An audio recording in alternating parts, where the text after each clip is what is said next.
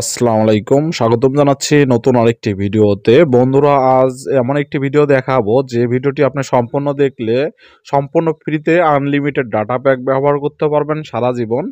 আপনাকে কোনো ধরনের কোনো ডাটা প্যাক আর কিনতে হবে না যদি এই ভিডিওটি আপনি সম্পূর্ণ দেখেন। তবে সকলের কাছে রিকোয়েস্ট থাকবে, ভিডিওটি থেকে যদি উপকৃত হন তো অবশ্যই একটু কমেন্ট করবেন, শেয়ার করবেন আপনাদের বন্ধু বান্ধব বা আত্মীয় স্বজনের মাঝে, যেন তারাও এই ভিডিওটা দেখে সম্পূর্ণ ফ্রি ডাটা প্যাক পায় সারা জীবন।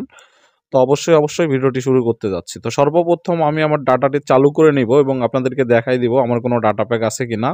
এজন্য আপনাকে নিতে হলে আপনাকে রবি বা এয়ারটেল সিম থাকতে হবে। আপনারা এই দুইটি সিমে নিতে পারবেন। তো দেখতেই পাচ্ছেন যে আমার এখানে কোনো ডাটা প্যাক নেই। তো এখানে ডাটা প্যাক নেই। এখন আমাকে যে কাজটি করতে হবে, আমরা সরাসরি এখান থেকে ওয়াইফাই কানেকশন দিয়ে আমরা গুগল প্লে স্টোর থেকে একটি অ্যাপস ডাউনলোড করব। অ্যাপসটির নাম হচ্ছে ISS টার্মিনাল। আমি আবারও বলে দিচ্ছি, TSS টার্মিনাল। এই অ্যাপসটি আপনারা ইনস্টল করে আপনাদের ফোনে নিয়ে নেবেন এবং এটি ওপেন করার পর আমাদের মাঝে এমন একটি ইন্টারফেস চলে আসবে। তো এখন আমাদেরকে যে কাজটি করতে হবে, এখানে দুইটি অপশন রয়েছে। একটি দেখতে পাচ্ছেন অটো সিলেক্ট সার্ভার এবং আরেকটি দেখতে পাচ্ছেন অল কান্ট্রি ICF।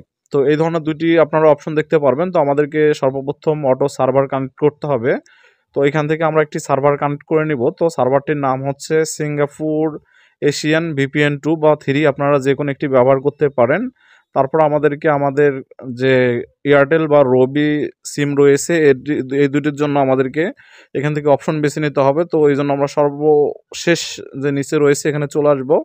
এখান থেকে আমরা দেখতে পারবেন যে এখানে এয়ারটেল আনলিমিটেড ডাটা প্যাক, অথবা দেখতে পারবেন যে 5G ডাটা প্যাক রয়েছে।